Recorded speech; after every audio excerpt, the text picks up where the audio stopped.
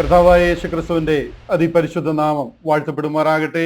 കടന്നു വന്നിരിക്കുന്ന എല്ലാവർക്കും ഒരിക്കൽ കൂടി യേശുക്രിസ്തുവിന്റെ നിസ്തുല്യ നാമത്തിൽ സ്നേഹത്തെയും വന്ദനത്തെയും അറിയിക്കുന്നു. ഇന്ന് തുറന്നൂസിന്റെ പാഠശാല എന്ന ഈ ബൈബിൾ ക്ലാസിന്റെ 79ാമത്തെ സെഷനിലേക്ക് നാം കടന്നു വന്നിരിക്കുകയാണ്.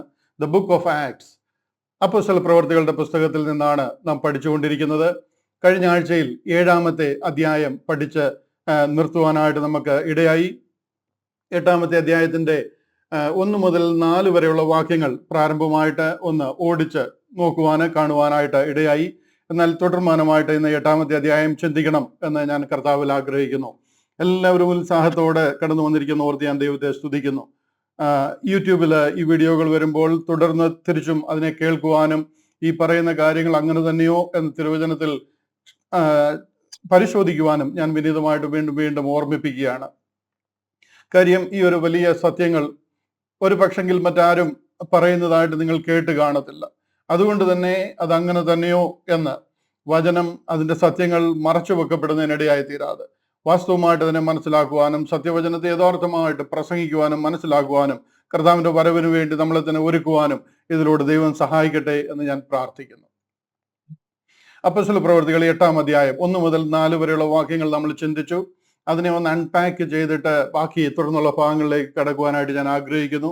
കഴിയുമെന്നുണ്ടെന്നുണ്ടെങ്കിൽ അതിനുശേഷം ഫിലിപ്പോസിലൂടെ ശമരിയയിൽ നടന്ന ശുശ്രൂഷ എന്താണെന്നും കൂടെ ചിന്തിക്കുവാനായിട്ട് ഞാൻ ആഗ്രഹിക്കുന്നു. എന്നാൽ അതിനോട് ഇടയിൽ തന്നെ ഇവിടെ ഒരു ഡിസ്പെൻസേഷണൽ ചേഞ്ച്, അതായത് 7ാമത്തെ അധ്യായം കഴിഞ്ഞപ്പോൾ നാം 8ാമത്തെ അധ്യായത്തിലേക്ക് കയറുമ്പോൾ ഇവിടെ ഒരു വലിയ ഡിസ്പെൻസേഷണൽ യുഗപരമായ ഒരു ചേഞ്ച്, ഒരു ദൈവിക നിശ്ചയം ഇവിടെ നിറവേറാനായിട്ട് പോവുകയാണ്. മത്തായി, മർക്കോസ്, ലൂക്കോസ്, യോഹന്നാൻ എന്ന 4 സുവിശേഷങ്ങൾ കഴിഞ്ഞ് അപ്പോസ്തല പ്രവർത്തികൾ 1, 2, 3 ആ അധ്യായങ്ങളിലൊക്കെ ദൈവം അവരെ ഒരുക്കി ദൈവിക പദ്ധതി വെളിപ്പെടേണ്ടതായിരുന്നു. എന്നാൽ 7ാം അധ്യായത്തിൽ വന്നു കഴിയുമ്പോഴത്തേന് സ്തേഫാനോസിനെ കൂടെ എറിഞ്ഞു കൊന്നുകൊണ്ട് പരിശുദ്ധാത്മാവിനെതിരെയുള്ള ദൂഷണം അതിന്റെ പാരമ്യത്തിലെത്തുകയും ദൈവം അവരുടെ അനുഗ്രഹ പദ്ധതി അവിടെ ഹോൾഡ് ചെയ്യുകയും ചെയ്തു എന്ന് നമ്മൾ തുടർമാനമായിട്ട് പഠിച്ചു വരുന്ന കാര്യമാണ്. എവിടെയാണ് ഹോൾഡ് ചെയ്തത്, എന്താണ് നടന്നത് എന്നൊക്കെ ഒട്ടുമുക്കാലും പേർക്ക് വലിയ വ്യക്തതയില്ല. അപ്പൊ അതുകൊണ്ട് തന്നെ ആ കാര്യങ്ങളെ ഒന്ന് മനസ്സിലാക്കി പോകുവാനായിട്ട് ഇവിടെ എന്താണ് ഡിസ്പെൻസേഷണൽ ചേഞ്ച് നടക്കുന്നത് എന്ന് കൂടെ മനസ്സിലാക്കി പോകുവാനും അവിടെ ഒരു അല്പം കൂടെ വെളിച്ചം വീശുവാനും ഞാൻ കർത്താവിൽ ആഗ്രഹിക്കുന്നു. അതുകൊണ്ട് എത്യോപ്യക്കാരൻ ഷണ്ണൻ സ്നാനപ്പെട്ട ആ ഭാഗത്തിലേക്ക് എത്തിച്ചേരുവാൻ കഴിയുമെന്ന് എനിക്ക് തോന്നുന്നില്ല. എന്നാലും തീർച്ചയായിട്ടും നമുക്ക് ആ വിഷയത്തിലേക്ക് ചിന്തിക്കുവാനും കടക്കുവാനും ദൈവം ഉത്സാഹത്തെ തരട്ടെ എന്ന് പ്രാർത്ഥിക്കുന്നു. സ്തേഫാനോസിന്റെ അടക്കം, അതാണ് നമ്മൾ കഴിഞ്ഞ ആഴ്ചയിൽ ചിന്തിച്ച് നിർത്തിയത്. സ്തേഫാനോസിനെ, അതായത് സ്തേഫാനോസിനെ കുല ചെയ്തത് ശൗലിന് സമ്മതമായിരുന്നു എന്ന് പറയുന്ന ഒരു ഭാഗത്താണ് നമ്മൾ അവനെ കുല ചെയ്തത് ശൗലിന് സമ്മതമായിരുന്നു. അന്ന് യെരുശലേമിലെ സഭയ്ക്ക് ഒരു വലിയ ഉപദ്രവം നേരിട്ടു. അപ്പോസ്തലന്മാർ ഒഴികെ എല്ലാവരും യഹൂദിയ ശമരിയ ദേശങ്ങളിൽ ചിതറിപ്പോയി. ഈ ഭാഗമാണ് നമ്മൾ കഴിഞ്ഞ ആഴ്ചയിൽ ചിന്തിച്ച് നിർത്തിയത്.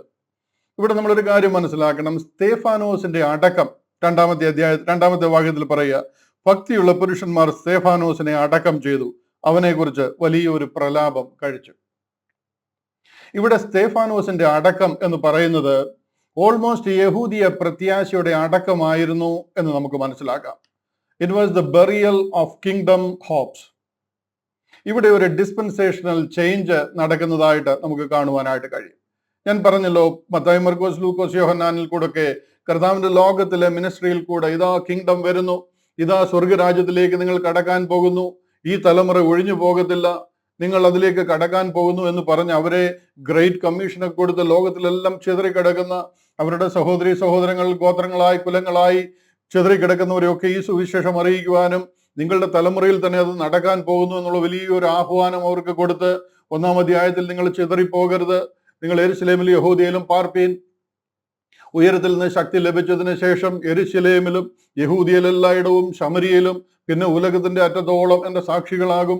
വലിയൊരു ആവേശത്തോടെ പരിശുദ്ധാത്മാവിനെ പകർന്ന് അവരുടെ മേൽ ദൈവം അയക്കുന്ന ദൈവിക ശക്തി അതേറ്റെടുത്ത് ലോകത്തെ മുഴുവനും സുവിശേഷീകരിക്കേണ്ടുന്ന വലിയ ദൗത്യം അവരെ ഏൽപ്പിച്ച് അവരതിലേക്ക് കടക്കാൻ പോവുകയാണ്. നമുക്ക് കാണാം, അവിടുത്തെ ആ മഹോൾ കാണുമ്പോൾ നമുക്കറിയാം, അടുത്ത ചില ഏതാനും ചുരുങ്ങിയ കാലയളവിനുള്ളിൽ കർത്താവ് മടങ്ങി വരികയും അവർ ആ സ്വർഗരാജ്യത്തിലേക്ക് കടക്കുകയും ചെയ്യാൻ പോകുന്ന ഒരു വലിയ സംഗതി.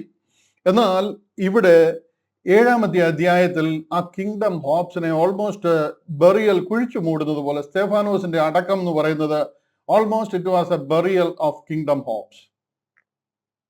ഇവിടെയാണ് ഒരു ഡിസ്പെൻസേഷണൽ ചേഞ്ച് ഉണ്ടാകുന്നത്. കാര്യങ്ങൾ ഇവിടം വരെ എത്തിക്കഴിഞ്ഞ് അത് നിറപടിയായിട്ട് നിവർത്തിക്കേണ്ടതായിരുന്നു. ബട്ട് അവിടെ ഒരു ഹാൾട്ട് വരികയാണ്.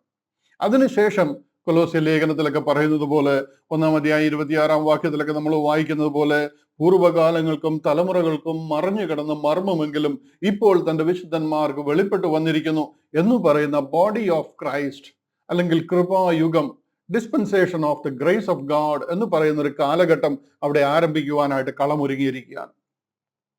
ഇതൊന്നും ഒരു പദ്ധതി നടക്കാതെ വന്നതുകൊണ്ട് ദൈവം ഫ്രസ്ട്രേറ്റഡ് ആയിട്ട് അടുത്തൊരു പദ്ധതി ട്രൈ ചെയ്ത് നോക്കുകയൊന്നുമല്ല. നമ്മൾ ഈ വിഷയമൊക്കെ പറയുമ്പോൾ ആൾക്കാർ ആ രീതിയിലൊക്കെ ആക്ഷേപിക്കാറുണ്ട്. എന്നാൽ കാര്യങ്ങളെ മനസ്സിലാക്കണമെന്ന് പോലും മനസ്സിലാക്കുമ്പോൾ നമുക്കറിയാം, ഉലക സ്ഥാപനത്തിന് മുമ്പേ ദൈവം സ്വർഗത്തിൽ തീരുമാനിച്ചിരുന്നു. എൻഡ് ടു എൻഡ് കാര്യങ്ങൾ അറിയാവുന്ന ദൈവം, നിത്യനായ ദൈവത്തിന് സകല കാര്യങ്ങളും അറിയാവുന്നതുകൊണ്ട് നാം രക്ഷിക്കപ്പെടുവാനായിട്ട് ദൈവം ക്രമീകരിച്ചിരുന്ന ആ ഒരു ദൈവിക പദ്ധതി, കൃപായുഗം, സകല മനുഷ്യർക്കും രക്ഷാകരമായ ഒരു പ്രത്യേക എത്നിക് ഗ്രൂപ്പിന് മാത്രമല്ല, സകല മനുഷ്യർക്കും രക്ഷാകരമായ ദൈവകൃപ ഉദിച്ചുവല്ലോ എന്ന് പറയുന്ന ഒരു കാലഘട്ടത്തിന്റെ ആരംഭം കുറിക്കുവാനായിട്ട് പോവുകയാണ്. പൂർവ്വകാലങ്ങൾക്കും തലമുറകൾക്കും മറഞ്ഞു കിടന്ന മർമ്മമെങ്കിലും ഇപ്പോൾ തന്റെ വിശുദ്ധന്മാർക്ക് വെളിപ്പെട്ടു വന്നിരിക്കുന്നു എന്ന് കൊലോസ്യർ 1:26, എഫേസ്യ ലേഖനം 3:5-6 ഒക്കെ വായിക്കുന്നത് തന്നെയാണെങ്കിലും റോമാലേഖനത്തിൽ പറയുന്ന ഒരു ഭാഗം മാത്രം ഞാനൊന്ന് കാണിക്കാം നിങ്ങളെ. അത് കഴിഞ്ഞിട്ട് ഞാൻ ആ വിഷയത്തിൽ നിന്ന് ആ വിഷയത്തിന്റെ കൂടുതൽ എക്സ്പ്ലനേഷൻ നിങ്ങൾക്ക് തരാം. ഇവിടെ റോമാലേഖനം 16-ാം അധ്യായം 25-ാം വാക്യം ഞാൻ ഡിസ്പ്ലേ ചെയ്തിരിക്കുകയാണ്. അതിന്റെ ഇംഗ്ലീഷ് മാത്രം ഞാനൊന്ന് വായിക്കാം. അവിടെ പറയുന്നത് കണ്ടില്ലയോ? Now to him that is of power to establish you according to my gospel and the preaching of Jesus Christ according to the revelation of the mystery which was kept secret since the world began. ഉലകം സ്ഥാപിക്കുന്നതിന് മുൻപേ കർത്താവ് സ്വർഗത്തിൽ മറഞ്ഞു വെച്ചിരുന്നതായ ഒരു സ്വർഗീയ പദ്ധതി ആരംഭിക്കാൻ പോവുക. മർമ്മത്തിന്റെ വെളിപ്പാടിന് അനുസരണമായുള്ള എന്റെ സുവിശേഷത്തിനും യേശുക്രിസ്തുവിനെ കുറിച്ചുള്ള പ്രസംഗത്തിനും ഒത്തവണ്ണം നിങ്ങളെ സ്ഥിരപ്പെടുത്തുവാൻ കഴിയുന്ന, മനസ്സിലായോ? To establish you according to my gospel. ആരുടെ ഗോസ്പൽ? പൗലോസ് അപ്പോസ്തലൻ കൂടെ അറിയിച്ചിരിക്കുന്ന gospel, according to my gospel. അതെന്ത് ഗോസ്പലാ? അതാണ് the preaching of Jesus Christ according to the revelation of the mystery. മറഞ്ഞിരുന്ന ദൈവിക മർമ്മത്തിനൊത്തവണ്ണം, അല്ലാതെ പ്രവാചകന്മാർക്ക് കൂടെ വെളിപ്പെടുത്തിയിരുന്നതും അവർക്ക് വാഗ്ദത്തം കൊടുത്തിരുന്നതുമായ പദ്ധതിയല്ല. Preaching of Jesus Christ according to the revelation of the mystery which was kept secret. ആര്? സ്വർഗത്തിൽ ദൈവം സീക്രട്ടായി വെച്ചിരുന്നു. Which was kept secret since the world began. ഉലകം സ്ഥാപിക്കുന്നതിന് മുമ്പേ ദൈവം സ്വർഗത്തിൽ മർമ്മമായിരുന്ന ആ സ്വർഗീയ പദ്ധതി ഇവിടെ വെളിപ്പെടുത്താനായിട്ട് തുടങ്ങിയാണ്. ഈ ഒരു കാര്യം നമുക്ക് മനസ്സിലാകണം. ഇന്ന് നമ്മളെ സാത്താൻ ഏറ്റവും ബ്രെയിൻ വാഷ് ചെയ്തിരിക്കുന്നത് യഹൂദിയ പദ്ധതി, യഹൂദിയ വിശ്വാസം, പിന്നീട് അത് ക്രിസ്തീയ വിശ്വാസവുമായിട്ട് ലയിച്ച് നമ്മളെന്തോ അവിടുന്ന് ആ തറവാട്ടിൽ നിന്ന് ആരംഭിച്ച് അവിടുന്ന് വന്നിരിക്കുന്ന ഒരു വിശ്വാസം നമ്മളെ അവരോട് ചേർത്ത് ഒട്ടിച്ചു എന്നൊക്കെയുള്ളൊരു വിശ്വാസം. ഇതാണ് ക്രിസ്തീയ വിശ്വാസവും യഹൂദിയ വിശ്വാസവും. നിങ്ങൾക്കൊന്ന് മനസ്സിലാക്കി തരുവാൻ എനിക്ക് കിട്ടിയ എൻ്റെ അവൈലബിൾ ആയിട്ടുള്ള ഏറ്റവും നല്ലൊരു പിക്ചർ ഇത് രണ്ടും രണ്ട് ഉപദേശങ്ങളാണ്, രണ്ട് വിശ്വാസങ്ങളാണ്, രണ്ട് സ്വർഗീയ മാർഗമാണ്. ഒന്ന് യഹൂദിയ മാർഗം, ഇത് യഹൂദിയ മാർഗമാണ്, ഇത് ക്രിസ്തീയ മാർഗമാണ്. ഇന്ന് ക്രിസ്ത്യാനിക്ക് ഇത് മനസ്സിലായില്ലെന്നുണ്ടെങ്കിൽ നാം യഹൂദിയ മാർഗത്തിൽ അകപ്പെട്ടു പോകും. യഹൂദിയ വിശ്വാസത്തിന്റെ പുറകെ നമ്മൾ ചുവട് പിടിച്ച് യഹൂദിയ വിശ്വാസവുമായിട്ട് വല്ലാതെ നമ്മൾ അതുമായിട്ട് ചേർന്ന് പോവുകയാണ്. ഇത് രണ്ടും എന്താ പറയുന്നത്? ഡേ ആൻഡ് നൈറ്റ് പോലെ രണ്ട് പദ്ധതികളാണ്. ഒന്ന് സ്വർഗത്തിലേക്ക് പോകുന്ന പദ്ധതി, ഒന്ന് ഭൂമിയിൽ നിൽക്കുന്ന പദ്ധതിയുമാണ്. ഇത് രണ്ടും ദൈവിക പദ്ധതിയാണ്. പക്ഷെ നാം ഒരിക്കലും ഇസ്രായേലിന്റെ ഭാഗമോ അല്ലെങ്കിൽ യഹൂദിയ വിശ്വാസത്തിന്റെ ഭാഗമോ അല്ല. നമ്മുടെ വിളി വേറെയാണ്, നമ്മുടെ തിരഞ്ഞെടുപ്പ് വേറെയാണ്, നമ്മുടെ സുവിശേഷവും നമ്മുടെ രക്ഷാ പദ്ധതിയും വേറെയാണ്, നമ്മുടെ പ്രത്യാശ വേറെയാണ്, നമ്മുടെ വാഗ്ദത്തം വേറെയാണ്. ഇത്ര മാത്രം വ്യത്യാസമുള്ള, അതായത് ആദിയിൽ ദൈവം ആകാശവും ഭൂമിയും സൃഷ്ടിച്ചു. ഇത് രണ്ടും രണ്ട് പദ്ധതിയാണ്. അതുപോലെ തന്നെ സ്വർഗത്തിലേക്കും ഭൂമിയിലേക്കും പോകുന്ന രണ്ട് ഗ്രൂപ്പും രണ്ട് ദൈവിക വിളിയുമാണിത്. ഇത് നമുക്ക് അറിയത്തില്ല എന്നുണ്ടെന്നുണ്ടെങ്കിൽ നമ്മൾ കംപ്ലീറ്റ് കാര്യങ്ങളിലും കുഴഞ്ഞു പോകാൻ കാരണം എന്താണെന്ന് ചോദിച്ചു കഴിഞ്ഞാൽ, ഈ രണ്ട് പദ്ധതിയിലും ഒത്തിരി കോമൺ കാര്യങ്ങളുണ്ട്. അതായത് പിതാവായ ദൈവം, യഹൂദൻ വിളിക്കുന്ന പിതാവായ ദൈവവും നമ്മൾ വിളിക്കുന്ന ദൈവവും ഒന്ന് തന്നെയാണ്. പരിശുദ്ധാത്മാവാൻ ദൈവം അത് തന്നെയാണ്. കർത്താവായ യേശു ക്രിസ്തു മഷിയായിട്ട് അവരുടെ ജൂയിഷ് മെസ്സിയ എന്ന് പറയുന്നത് നമ്മുടെ കർത്താവായ യേശു ക്രിസ്തു തന്നെയാണ്. ഇങ്ങനെ ഒത്തിരി കോമൺ ഫാക്ടേഴ്സ് ഉള്ളത് കാരണം നമുക്ക് പെട്ടെന്ന് അതിനെ കെയർഫുൾ ആയിട്ട് പഠിച്ചില്ല എന്നുണ്ടെങ്കിൽ നമ്മൾ അവരുമായിട്ട് കയറി ഇടകലർന്നു പോകുവാൻ, ഇതുമായിട്ട് മിക്സ് ആയി പോകുവാൻ ഒത്തിരി ചാൻസ് കൂടുതലാണ്. അങ്ങനെ മിക്സ് ആയി പോയിട്ടുണ്ടെന്നുണ്ടെങ്കിൽ ജയം കിട്ടുന്ന ആർക്കാന്ന് ചോദിച്ചു കഴിഞ്ഞാൽ സാത്താന. കാര്യം ഇത് രണ്ടും രണ്ട് പദ്ധതികളാണ്. ഒന്ന് സ്വർഗവും ഭൂമിയും മാതിരി രണ്ട് പദ്ധതികളാണ്. ഇത് നമുക്ക് മനസ്സിലായില്ല എന്നുണ്ടെന്നുണ്ടെങ്കിൽ, ഇങ്ങനെ നമ്മളെ കയറി കുഴഞ്ഞു പോയിട്ടുണ്ടെന്നുണ്ടെങ്കിൽ നമുക്ക് സ്വർഗവും കിട്ടത്തില്ല, ഭൂമിയും കിട്ടാത്ത രീതിയിൽ സാത്താന്റെ കൂടെ നരകത്തിലേക്ക് പോകുവാനായിട്ട് വഴിയൊരുങ്ങും. അതുകൊണ്ട് ഇതിനെ റൈറ്റ്ലി ഡിവൈഡ് ചെയ്ത് എവിടാണ് നമ്മുടെ വിളി, ഏതാണ് നമ്മുടെ ഉപദേശം, എന്താണ് ദൈവം നമുക്ക് തന്നിരിക്കുന്നതെന്ന് മനസ്സിലായില്ലെങ്കിൽ ഇന്ന് 99% ക്രിസ്തൻഡവും ഈ ഒരു റീപ്ലേസ്മെന്റ് തിയോളജിയിൽ അകപ്പെട്ടു പോയിരിക്കുക. ഏറ്റവും വലിയൊരു ദുരന്തം, ഏറ്റവും വലിയൊരു ദുരുപദേശം. യഹൂദൻ നാം അവർക്ക് കൊടുത്തിരിക്കുന്ന വാഗ്ദത്തങ്ങളും നാം അവരെ റീപ്ലേസ് ചെയ്തു. അത് അവർക്ക് വിശ്വസിക്കുവാൻ പാകത്തിന് ആദ്യ നൂറ്റാണ്ടിൽ തന്നെ അവര് ഓടിപ്പോവുകയും യെരൂശലേം മുഴുവൻ നശിപ്പിക്കപ്പെടുകയും ദൈവകോപം അവരുടെ മേൽ വരികയും യെരൂശലേം ദേവാലയം കല്ലിന് മേൽ കല്ല് ശേഷിക്കാതെ അവിടെ നിന്ന് തകർക്കപ്പെടുകയും അവർ ഒരു മനുഷ്യർ പോലും അവിടെ ഇല്ലാത്തവണ്ണം ഓടിപ്പോവുകയും അവരെ ഓടിപ്പോയ സ്ഥാനത്ത് അവരെ ഉപദ്രവിക്കുകയും കൊന്നു മുടിക്കുകയും ചെയ്തു. ദൈവകോപം അവരുടെ മേൽ വരുന്നത് വളരെ വ്യക്തമായിട്ട് കാണാം. എന്നാൽ അങ്ങനെ വരുമ്പോൾ അവരെ ദൈവം കൈവിട്ട് കളഞ്ഞു. അതിന് പകരം അവരുടെ വിളിയും തിരഞ്ഞെടുപ്പും അവരുടെ പ്രത്യാശയും വാഗ്ദത്വം എല്ലാം നമുക്ക് ലഭിച്ചു എന്ന് പറയുന്ന ഒരു റീപ്ലേസ്മെന്റ് തിയോളജി. ഈ സംഗതിയാണ് ഇന്ന് ക്രിസ്ത്യൻഡത്തെ വിഴുങ്ങിയിരിക്കുന്നത്.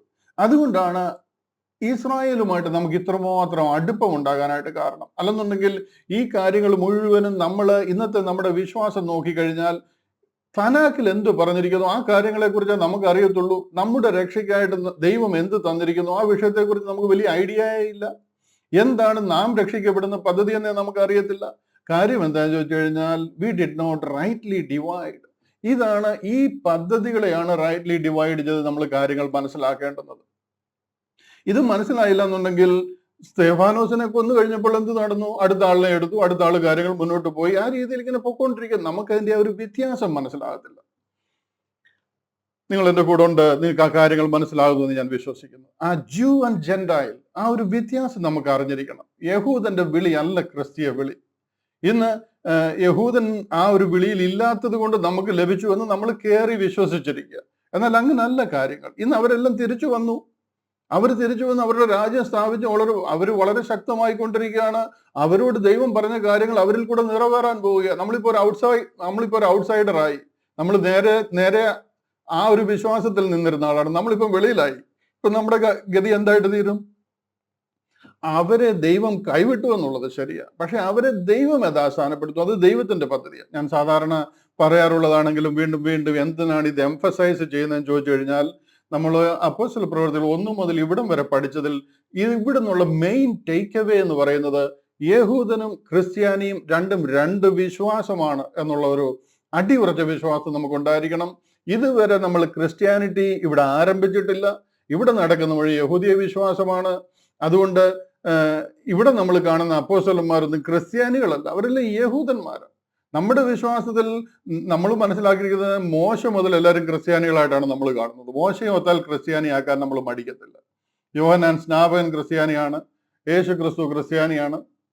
ഇവിടെ ലോകത്തിൽ വന്നപ്പോൾ കർത്താവ് തിരഞ്ഞെടുത്ത 12 അപ്പോസ്തലന്മാർ ക്രിസ്ത്യാനിയാണ്. ഈ അപ്പോസ്തലന്മാരെല്ലാം നമ്മുടെ ക്രിസ്തീയ ഉപദേശത്തിന്റെ തലത്തൊട്ടപ്പന്മാരാണ്. ഇതെല്ലാം വന്നിരിക്കുന്ന എന്താണെന്ന് ചോദിച്ചു കഴിഞ്ഞാൽ നമ്മൾ ആ ഒരു യഹൂദിയ വിശ്വാസവുമായിട്ട് വല്ലാതെ ഇടകലർന്നിരിക്കുക. ഇതിനെ നമ്മൾ വിഭജിച്ച് മനസ്സിലാക്കിയില്ല എന്നുണ്ടെന്നുണ്ടെങ്കിൽ നമ്മുടെ വിളി എന്താണെന്നും ക്രിസ്തീയ വിശ്വാസം എന്താണെന്നും നമുക്ക് അറിയാതെ പോകും. ഇവിടെ സഭ ചിതറിപ്പോകുന്നതായിട്ട് നമ്മൾ കാണുന്നു. ഈ 7-ാം അധ്യായം 8-ാം അധ്യായത്തിൽ കയറി കഴിഞ്ഞപ്പോഴത്തേന് ലിറ്റിൽ ഫ്ലോക്സ് എന്ന് പറയുന്ന സഭ യെരുശലേമിൽ നിന്നും ചിതറിപ്പോവുകയാണ്. എന്തിനാ ചിതറിപ്പോകുന്നത്? Not for the great commission. അവർക്ക് നിങ്ങൾ ലോകമെമ്പാടും പോയി എന്റെ സുവിശേഷം അറിയിക്കുകയും എന്ന് പറഞ്ഞതിന് പ്രകാരം അവർ ചിതറിപ്പോയിരിക്കുന്നുവല്ല, ഫോർ ദെയർ സേഫ്റ്റി അവർ ചിതറിപ്പോയിരിക്കുക. അവർക്ക് നിക്കക്കണ്ണി ഇല്ലാതെ അവിടെ നിൽക്കാൻ പറ്റാതെ അവര് ജീവരക്ഷാർത്ഥം ഓടിപ്പോയിരിക്കുക. അല്ലാതെ അവര് ഗ്രേറ്റ് കമ്മീഷൻ ദൗത്യം അത് ഏറ്റെടുത്തിട്ട് ആൾക്കാരെ സുവിശേഷം അറിയിക്കാനായിട്ട് പോയതല്ല. അവരെല്ലാം യെരുശലേം വിട്ട് ചിതറിപ്പോയി എന്ന് പറയുന്നത്. The kingdom has been rejected. Israel യെരുശലേമിലെ മഹാപുരോഹിതനും അതിന്റെ നേതൃത്വ നിരയും അവര് കിങ്ഡം റിജക്ട് ചെയ്തിരിക്കുക. And they have refuse to accept Jesus Christ അവരുടെ രാജാവായിട്ട്, as their king and messiah ആയിട്ട് അംഗീകരിക്കുവാനായിട്ട് അവർക്ക് കഴിയാതെ അവർ കർത്താവിനെ റിജക്ട് ചെയ്തിരിക്കുക. യേശു ക്രിസ്തുവിന്റെ നാമത്തിൽ ഇവിടെ മിണ്ടിപ്പോയേക്കല്ലെന്ന് അവർക്ക് താക്കീത് കൊടുക്കുക. അതുകൊണ്ട് തന്നെ യെരുശലേം ആസ്ഥാനമാക്കി ദൈവരാജ്യം സ്ഥാപിക്കുന്ന പദ്ധതി അവിടെ ഹോൾഡ് ആക്കപ്പെട്ടിരിക്കുക. അവർ യെരുശലേമിൽ നിന്നും പ്രാണരക്ഷാർത്ഥം അന്യദേശത്തേക്ക് ഓടിപ്പോയിരിക്കുക. ഇതൊക്കെ നമ്മൾ കഴിഞ്ഞ ആഴ്ചയിൽ ചിന്തിച്ചതാണ്. അപ്പോസ്തലന്മാർ ഒഴികെ, അതായത് ബാക്കി എല്ലാവരും ഓടിപ്പോയി, അപ്പോസ്തലന്മാർ ഓടിപ്പോയില്ല. അവർ യെരുശലേമിൽ തന്നെ നിന്നു. അവർ യെരുശലേമിൽ നിൽക്കാൻ കാരണം അവിടെ ഒരു വലിയ ക്രൂസൈഡ് സംഘടിപ്പിക്കാനോ അല്ലെന്നുണ്ടെങ്കിൽ എന്തെങ്കിലും പ്രത്യേക ഭവന സന്ദർശനം നടത്താൻ വേണ്ടിയിട്ടൊന്നുമല്ല. അവരവിടെ നിന്നത് അവരോടുള്ള വലിയ ദൈവത്തിന്റെ ആഹ്വാനം അതായിരുന്നു, കൽപ്പനയായിരുന്നു. കർത്താവ് മടങ്ങി വരുന്നത് ഈ യെരുശലേമിലേക്കാണ്, മടങ്ങി വരുന്നത് ഒലിവ് മലയിലേക്കാണ്. അവർ യെരുശലേമിൽ നിന്ന് വാങ്ങിപ്പോകരുത്, യെരുശലേമിൽ തന്നെ പാർക്കണം എന്നുള്ളത് ദൈവത്തിന്റെ പ്രത്യേകം അവരോട് കൊടുത്തിരിക്കുന്ന കൽപ്പനയാണ്. അതുകൊണ്ട് അവർക്ക് അവിടുന്ന് വാങ്ങിപ്പോകുവാൻ കഴിയാത്തത് കൊണ്ട് ആ കഷ്ടപ്പാടുകൾ സഹിച്ച് അവർ യെരുശലേമിൽ തന്നെ നിന്നു എന്നുള്ളത് ശരിയാണ്. ഇതാണ് നമ്മൾ 8-ാം അധ്യായം 1, 2, 3 വാക്യങ്ങളിൽ കണ്ടത്. അടുത്തത് 4-ാമത്തെ വാക്യത്തിൽ നമ്മളിങ്ങനെ വായിച്ചു, ചിതറിപ്പോയവർ വചനം സുവിശേഷിച്ചുകൊണ്ട് അവിടെയായി സഞ്ചരിച്ചു. ചിതറിപ്പോയത് ആരാണ്? ലിറ്റിൽ ഫ്ലോക്സിന്റെ മറ്റ് സഹോദരി സഹോദരങ്ങൾ, അതിലെ മെമ്പേഴ്സ്. അവര് ചിതറിപ്പോയവർ വചനം സംസാരിച്ചുകൊണ്ട് അവിടെ സഞ്ചരിച്ചു. എന്ത് വചനമാണ് ഇവരെ സംസാരിച്ചതെന്നറിയാമോ? ഇതാണ് നമ്മൾ മനസ്സിലാക്കേണ്ടത്. നമ്മുടെ ആൾക്കാർക്ക് അറിയാൻ വയ്യാതെ പോകുന്നത് നമ്മുടെ ക്രിസ്ത്യൻസ്, നമ്മുടെ സഹോദരി സഹോദരങ്ങൾ പ്രൊമോട്ട് ചെയ്യുന്നതും അവരെല്ലാവരെയും സുവിശേഷം അറിയിച്ചു, അങ്ങനെ നമ്മൾ രക്ഷിക്കപ്പെട്ടു എന്നുള്ളൊരു വലിയ തെറ്റിദ്ധാരണയാണ് ഇതിലൂടെ എല്ലാം പരത്തുന്നത്. ശരിക്കും പറഞ്ഞു കഴിഞ്ഞാൽ അവരെന്ത് സുവിശേഷമാണ് അറിയിക്കുന്നത്? അവരറിയിക്കുന്നത് ജൂയിഷ് മെസ്സിയാനിക് മൂവ്മെന്റ് ആണ് അവർ ആയിരിക്കുന്നത്. കാര്യം ഒരു യഹൂദിയ മശിഹയാണ് അവർക്ക് അറിയാവുന്നത്. അല്ലാതെ കർത്താവ് ക്രൂശിൽ തകർക്കപ്പെട്ടുവെന്നും ആ ക്രൂശിലൂടെ ഒഴുകിയ രക്തത്തിലെ വിശ്വാസത്താൽ നിങ്ങൾ രക്ഷിക്കപ്പെടുന്നുവെന്നും കൃപയാൽ വിശ്വാസം മൂലം നമുക്ക് എല്ലാവർക്കും സകല മനുഷ്യർക്കും രക്ഷാകരമായ ദൈവകൃപ ഉദിച്ചുവെന്നും ഒന്നുമല്ല. യഹൂദനെന്നില്ല, യവനെന്നില്ല, ദാസനോ സ്വതന്ത്രനെന്നില്ല, നാം എല്ലാവരും ഏക ശരീരമാകുമാറ് ഒരേ ആത്മാവിൽ സ്നാനം സ്വീകരിച്ചും ഒരേ ആത്മാവിനെ പാനം ചെയ്തും ഇരിക്കുന്നു. ഈ ഒരു സുവിശേഷമേ അല്ല അവർ പ്രസംഗിക്കുന്നത്. കാര്യം എന്താണെന്ന് ചോദിച്ചു കഴിഞ്ഞാൽ ഈ സുവിശേഷം അന്ന് വെളിപ്പെട്ടിട്ടില്ല, അവർക്ക് അറിയത്തില്ല, അവർ പ്രസംഗിച്ചിട്ടില്ല. ഇവിടെ ഒന്നും ബോഡി ഓഫ് ക്രൈസ്റ്റ് എന്നൊരു വിശ്വാസമേ തുടങ്ങിയിട്ടില്ല. ഇവിടെ യഹൂദനും ജാതികളും തമ്മിലുള്ള ഒരു വ്യത്യാസം ഇന്നും വളരെ പ്രബലമായിട്ട് ഇരിക്കുക. ഇവിടെ യഹൂദനും ജാതികളും അല്ലെന്നുണ്ടെങ്കിൽ സ്വതന്ത്രനും ദാസനും എന്നൊക്കെയുള്ള ഒരു വ്യത്യാസം മാറിപ്പോയിട്ടില്ല. ഇവർ പ്രസംഗിക്കുന്നുണ്ട്. അവർ പ്രസംഗിക്കുന്നത് യേശു ക്രിസ്തുവിനെ according to the prophecy, Jesus Christ according to the പ്രൊഫസിയാണ്. അവർക്ക് പ്രവചനം ലഭിച്ചിരുന്നത് പോലെ, ഉൽപ്പത്തി പുസ്തകം മുതലേ പ്രമാണങ്ങളിൽ അവർക്ക് എഴുതി കൊടുത്തിരിക്കുന്നത് പോലെ യേശു ക്രിസ്തുവിനെ അവർ പ്രസംഗിക്കുന്നത്. കർത്താവിൽ കൂടെയുള്ള വീണ്ടെടുപ്പ് അവർ ഗ്രേറ്റ് കമ്മീഷനാണ്. മാനസാന്തരം, ജലസ്നാനം, കാത്തിരിപ്പ്, പരിശുദ്ധാത്മാവിന്റെ അഭിഷേകം, അന്യഭാഷ, ഇതെല്ലാം അവർ പ്രസംഗിക്കുന്ന കാര്യങ്ങളാണ്. ബട്ട് അതെല്ലാം യഹൂദിയ ഉപദേശമാണ്. ഇവരിവിടുന്ന് രക്ഷിക്കപ്പെടുന്ന ഒരാൾ ചേരുന്നത് ബോഡി ഓഫ് ക്രൈസ്റ്റിനോട് ചേരുകയല്ല, ബട്ട് യഹൂദ മതാനുസാരിയായിട്ട് മാറുക, ജൂയിഷ് പ്രോസലൈറ്റ് ആയിട്ട് മാറുക.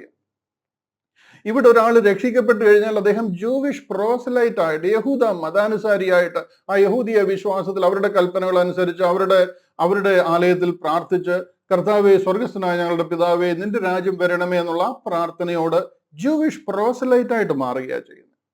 ഇവിടെ ഒരാളെ യേശു ക്രിസ്തുവിന്റെ ശരീരമാകുന്ന സഭയുടെ ഭാഗമാകുകയല്ല. ഈ ഒരു വ്യത്യാസം ക്രിസ്ത്യാനിക്ക് മനസ്സിലായില്ല എന്നുണ്ടെങ്കിൽ നാം സത്യം അറിയാതെ ഈ ലോകത്തിൽ നിന്ന് മാറ്റപ്പെടേണ്ടതായിട്ട് വരും. കർത്താവിന്റെ വരവെങ്കിൽ നിസ്സംശയം കൈവിടപ്പെട്ടു പോകുന്നതിനിടയായിത്തീരും. അങ്ങനെ നരകാഗ്നിയിൽ നിത്യം നാം ആയി പോകുന്നതിനിടയായിത്തീരും.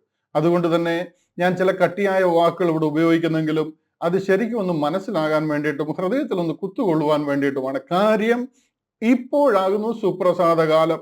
ഇപ്പോൾ ഒരിക്കലൊന്ന് തിരിഞ്ഞു നോക്കി എന്താണ് നമ്മുടെ കുറവുകൾ, നാം എന്താണ് മനസ്സിലാക്കാതെ പോയിരിക്കുന്നതെന്നൊന്ന് കണ്ടുപിടിച്ചു കഴിഞ്ഞാൽ നമുക്ക് രക്ഷയാണ്. അതുകൊണ്ട് ഞാൻ ഒരല്പം കട്ടിയായ രീതിയിൽ പല വാക്കുകൾ ഇവിടെ ഉപയോഗിക്കുന്നുണ്ട്. കാര്യം എന്താണെന്ന് ചോദിച്ചു കഴിഞ്ഞാൽ, നിങ്ങളോട് ആരോടും ഉള്ളതുകൊണ്ടോ ആരെയും പ്രയാസപ്പെടുത്തുവാൻ വേണ്ടിയിട്ടല്ല, മറിച്ച് ആ കാര്യം ഒന്നുകൂടെ ചിന്തിക്കാൻ വേണ്ടിയിട്ട്. ഇവിടെ കണ്ടില്ലേ, 7-ാമത്തെ അധ്യായം 8-ാമത്തെ അധ്യായത്തിലാണ് നമ്മൾ നിൽക്കുന്നത്. 9-ാമത്തെ അധ്യായം കഴിഞ്ഞു, 10-ാമത്തെ അധ്യായത്തിലേക്ക് നമ്മൾ വരിക. ഇത് ഏകദേശം 7 വർഷം കഴിഞ്ഞ് നടക്കുന്ന ഒരു ഇൻസ്റ്റൻസ്. കർത്താവ് AD 33 കാൽവറി ക്രൂശിൽ യാഗമായി കഴിഞ്ഞതിന് ശേഷം 6 വർഷം കൂടെ കഴിഞ്ഞതിന് ശേഷം AD 39 നടക്കുന്ന ഒരു ഇൻസ്റ്റൻസ് ആയത്.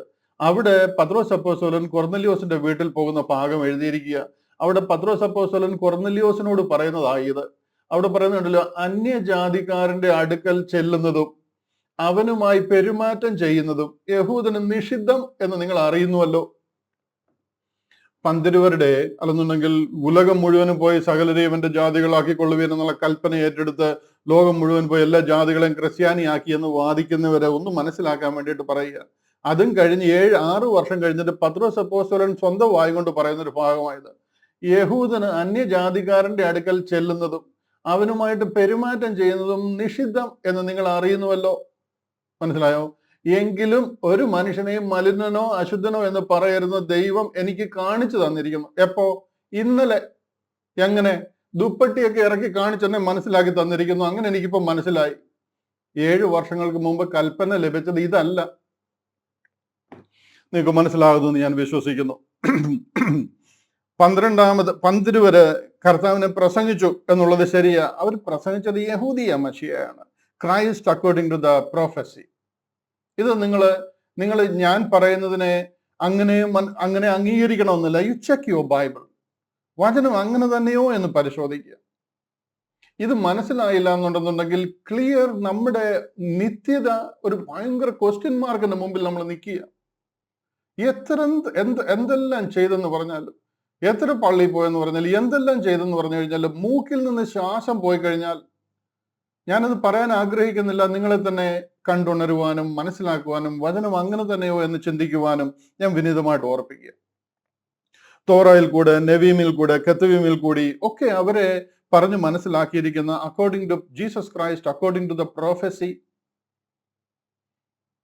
വാഗ്ദത്ത പ്രകാരമുള്ള ഒരു മശിഹ, അതാണ് അവര് വിശ്വസിച്ചിരുന്നത്. ആ കർത്താവാണ് വന്നിരിക്കുന്നത്. അതിൽ വിശ്വസിച്ചു കഴിഞ്ഞാൽ എന്തായിത്തീരും? ഒരു ജൂവിഷ് പ്രോസലൈറ്റ് ആയിട്ട് മാറും. യഹൂദന്മാര് അവർ രക്ഷിക്കപ്പെടും. അവർ യഹൂദിയ വിശ്വാസത്തിലേക്കും യഥാർത്ഥ യഹൂദനായിട്ട് മാറും. ആ 12 ശിഷ്യന്മാരൊക്കെ യഹൂദന്മാരായതുപോലെ ലിറ്റിൽ ഫ്ലോക്സ് ആ ഒരു വിശ്വാസത്തിലേക്ക് വന്ന പോലെ അവർ റിജുവിനേറ്റഡ് ആയിട്ട് അവരൊന്നുകൂടെ ഉത്സാഹത്തോടെ കർത്താവിന് വേണ്ടി പ്രയോജനപ്പെടും. ജാതികള് ഈ കാര്യങ്ങൾ മനസ്സിലായാലോ, അവർ മനസ്സിലാക്കി കഴിഞ്ഞാൽ അവർ ജൂയിഷ് പ്രോസലൈറ്റ് ആയിട്ട് മാറും. അങ്ങനെ ഇതിന്റെ ഭാഗമായിട്ട് ആ ഒരു മൂവ്മെന്റിന്റെ ഭാഗമായിട്ട് മാറും. 11-ാം അധ്യായത്തിന്റെ 19-ാം വാക്യം ഒക്കെ വായിച്ചു കഴിഞ്ഞാൽ നിങ്ങൾക്ക് കാണാം, അവര് ചിതറിപ്പോയവർ യഹൂദനോട് മാത്രം പ്രസംഗിച്ചു. വൈ? കാര്യം ഈ യഹൂദന്റെ സുവിശേഷമായത്. അതുകൊണ്ടാണ് അവരോട് മാത്രം പ്രസംഗിച്ചത്. ക്രിസ്ത്യാനിറ്റി എന്ന് പറയുന്ന ഒരു വിഭാഗം അന്ന് അവിടെ ആരംഭിച്ചിട്ടില്ല എന്ന് ഞാൻ അടിവരയിട്ട് വീണ്ടും പറഞ്ഞ് നിങ്ങളെ ഓർപ്പിക്കുവാനായിട്ട് ആഗ്രഹിക്കുകയാണ്. ജൂവിഷ് ക്രിസ്ത്യൻ അല്ലെങ്കിൽ ഹീബ്രു ക്രിസ്ത്യൻ, അങ്ങനെ ഒരു ക്രിസ്ത്യാനി ഇല്ല. ഇതൊക്കെ നമ്മൾ പറഞ്ഞുണ്ടാക്കിയിരിക്കുന്നതാണ്. യഹൂദിയ ക്രിസ്ത്യൻ അല്ലെങ്കിൽ ജൂവിഷ് ക്രിസ്ത്യൻ. അങ്ങനെ ഈ പത്രോസും യാക്കോബും യോഹനാനും 12 120 പേര് സെഹിയോൻ മാളികയിൽ നിന്ന് പ്രാർത്ഥിച്ചവരൊക്കെ ജൂവിഷ് ക്രിസ്ത്യൻ എന്നാണ് നമ്മൾ പറയുന്നത്. അങ്ങനെ ഒരു ഗ്രൂപ്പ് ഇല്ല. യഹൂദന്റെ വിളിയാണത്. അത് യഹൂദൻ ദൈവത്തെ അറിഞ്ഞത് അവർ മാത്രമാ, ചെറിയ കൂട്ടം. അബ്രഹാമിന്റെ സന്തതിയാകിയാൽ എല്ലാവരും മക്കളൊന്നും വരികയില്ല. ഇസ്രായേലിൽ നിന്ന് ഉത്ഭവിച്ചു എന്ന് പറഞ്ഞ് എല്ലാവരും ഇസ്രായേലിയരാകത്തില്ല.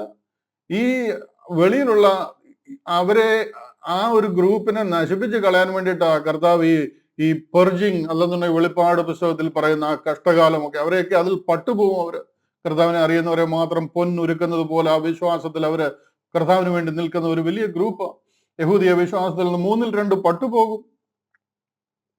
ഹല്ലേലൂയ. ഈ കാര്യം നിങ്ങൾ തിരിച്ച് ബൈബിളിൽ നോക്കണം. സംശയമുണ്ടെന്നുണ്ടെങ്കിൽ ചോദിക്കണം.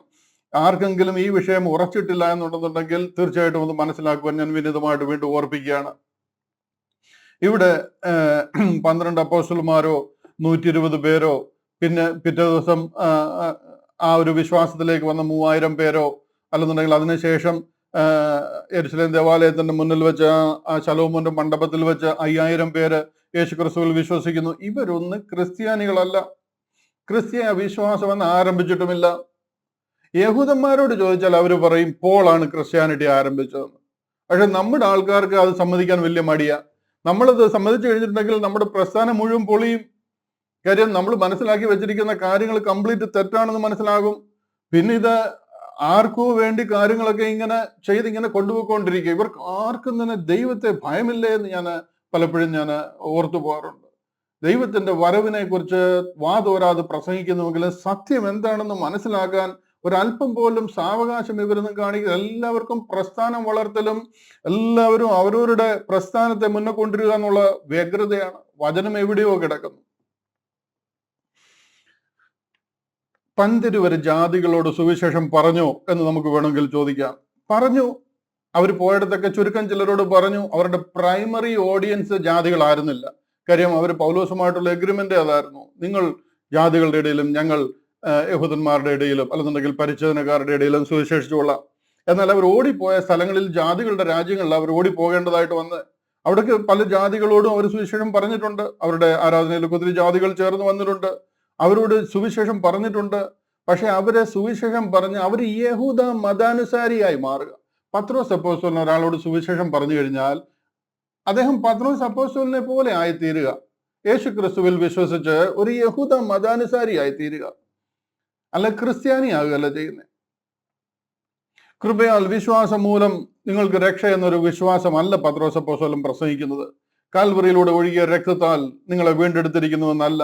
റാപ്ചർ ഇതാ വരാൻ പോകുന്നു, നാം സ്വർഗീയ നിത്യതയിലേക്ക് പോകാൻ പോകുന്നു, നാം എല്ലാവരും ഇവിടുന്ന് പറന്നുയരും. ഇതൊന്നും പത്രോസ് അപ്പോസ്തലന് അറിയത്തേ ഇല്ല. സോറി, ഞാൻ ഈ പറയുമ്പോൾ നിങ്ങൾ എത്ര പേർക്ക് അതിൽ വിശ്വസിക്കാൻ കഴിയും? പൗലോസ് അപ്പോസ്തലൻ AD 52 പറയാ, ഞാനൊരു മർമ്മം നിങ്ങളോട് പറയാം. കൊരിന്ത്യർക്ക് ലേഖനം എഴുതുമ്പോൾ, തെസ്സലോനിക്കർക്ക് ലേഖനം എഴുതുമ്പോഴൊക്കെ പറയാം, ഒരു മർമ്മം ഞാൻ നിങ്ങളോട് പറയാം. സ്വർഗത്തിൽ രഹസ്യമായിരിക്കുന്ന ദൈവിക പദ്ധതികളെയായി ഈ മിസ്റ്ററി അല്ലെങ്കിൽ മർമ്മം എന്ന് പറയുന്നത്. അതുവരെ ആരും വെളിപ്പെടുത്തിയിട്ടുള്ള കാര്യങ്ങളല്ല ഇവർക്ക് ആർക്കും തന്നെ അറിയത്തുമില്ല. കാര്യം എന്താന്ന് ചോദിച്ചു കഴിഞ്ഞാൽ അറിയാത്തത് അവരുടെ ഒരു കുറവല്ല, അത് അവരുടെ വിളിയല്ല. അതുകൊണ്ട് അവരുടെ പ്രത്യാശയോ അവരുടെ വിളിയോ അല്ല. അവരുടെ പ്രത്യാശ സ്വർഗത്തിനായ ഞങ്ങളുടെ പിതാവേ, നിന്റെ രാജ്യം വരണമേ, നിന്റെ ഇഷ്ടം സ്വർഗത്തിലെ പോലെ ഭൂമിയിലുമാകണമേ എന്നുള്ളത്. അവരതിനുവേണ്ടി കാത്തിരിക്കുന്നത്. ആ സ്വർഗീയ ഭവനം ഭൂമിയിലേക്ക് ഇറങ്ങി വരും. അവരുടെ പിതാക്കന്മാർ മുതൽ അബ്രഹാം മുതലേ അതിനാ കാത്തിരിക്കുന്നത്. ദൈവം ശില്പിയായി നിർമ്മിച്ചതും അടിസ്ഥാനങ്ങളുള്ളതുമായ പട്ടണത്തിന് വേണ്ടി കാത്തിരുന്നു. അത് അവരുടെ പ്രത്യാശ. അതിനു വേണ്ടിയിട്ടാണ് അവർ കാത്തിരിക്കുന്നത്. നമ്മൾ ഇവിടുന്ന് മേപ്പോട്ട് സ്വർഗത്തിലേക്ക് പോകുന്ന ഒരു കാര്യം പറഞ്ഞു കഴിഞ്ഞാൽ അവർക്ക് തന്നെ മനസ്സിലാകത്തില്ല. ഇവിടെ ആത്യന്തികമായിട്ട് നമ്മൾ മനസ്സിലാക്കേണ്ടുന്നത് യഹൂദിയ വിശ്വാസം അല്ല ക്രിസ്തീയ വിശ്വാസം. ഇത് രണ്ടും രണ്ട് വിശ്വാസമാണ്, രണ്ട് വിളിയാണ്, രണ്ട് തെരഞ്ഞെടുപ്പാണ്. 8-ാം അധ്യായം അതിന്റെ 5 മുതൽ 24 വരെയുള്ള വാക്യങ്ങളിലേക്ക് നമ്മൾ നോക്കിക്കഴിഞ്ഞാൽ അവിടെ ശമരിയയിൽ നടക്കുന്ന ദൈവപ്രവൃത്തി, ഫിലോമോനിൽ കൂടി ശമരിയയിൽ നടക്കുന്ന ദൈവപ്രവൃത്തി നമുക്ക് കാണുവാനായിട്ട് കഴിയും. അവിടെ ദൈവം ഫിലിപ്പോസിനെ ഉപയോഗിക്കുന്നത് കാണുവാനായിട്ട് കഴിയും. എന്നാൽ അതിലേക്ക് കടക്കുന്നതിന് മുമ്പ് ഞാൻ പറഞ്ഞില്ല, ഇവിടെ ഒരു ഡിസ്പെൻസേഷണൽ ചേഞ്ച് നടക്കുന്നത് നമ്മൾ സൂക്ഷ്മമായിട്ട് പഠിച്ചാൽ നമുക്ക് കാണാം. കൃപയിൽ ആശ്രയിച്ച് ധ്യാനിച്ചാൽ ഇവിടെ നമുക്കൊരു കാര്യം കാണുവാൻ കഴിയും. അതായത് ലിറ്റിൽ ഫ്ലോക്സ്, ചെറിയ കൂട്ടം, ആ രക്ഷിക്കപ്പെട്ട ദൈവജനം യെരുശലേം വിടുന്നതായിട്ട് നമുക്ക് കാണാം. അവർ യെരുശലേമിൽ ഇല്ല. അപ്പോസ്തലന്മാർ ഒഴികെ ബാക്കി എല്ലാവരും യെരുശലേം വിടുന്നു. അപ്പോസ്തലന്മാർ യെരുശലേമിൽ നിപ്പുണ്ടെങ്കിലും അവിടെ കൈൻഡ് ഓഫ് കർഫ്യൂ മാതിരി ഒരു കാര്യം ഏർപ്പെടുത്തിയിരിക്കുന്നത് പോലെ നമുക്ക് മനസ്സിലാക്കാൻ കാര്യം. അതുപോലത്തെ ഉപദ്രവമാണ് യെരുശലേമിൽ ഉണ്ടായത്. അവർക്ക് നിൽക്കാൻ പറ്റാതെ അവര് ശമരിയയിലും അങ്ങ് സിറിയയിലും അവർ കുപ്രോസിലും അവിടേക്കായിട്ട് ഓടിപ്പോയിരിക്കുക. വീടും കൂടും എല്ലാം വിട്ടിട്ട്. ഓൾറെഡി ഒന്നുമില്ല, എല്ലാം അപ്പോസ്തലന്മാരുടെ കാൽക്കൽ സമർപ്പിച്ചിരിക്കുകയായിരുന്നു. പിന്നെ വേറെ ഒന്നും എടുക്കാനില്ല. അപ്പൊ കിട്ടിയ വഴിയെ എല്ലാം ഓടിപ്പോയിരിക്കുക. അതുപോലെ യെരുശലേമിൽ ഭയങ്കര ഉപദ്രവം നേരിട്ടിരിക്കുക. അപ്പോസ്തലന്മാർ അവിടെ ഉണ്ട് എങ്കിലും എന്താ പറയുന്നത്, അവിടെ ഒരു ഭയങ്കര ഉപരോധം, കൈൻഡ് ഓഫ് കർഫ്യൂ അവിടെ ആ ഒരു നിലയിൽ അവരവിടെ ആയിരിക്കുക.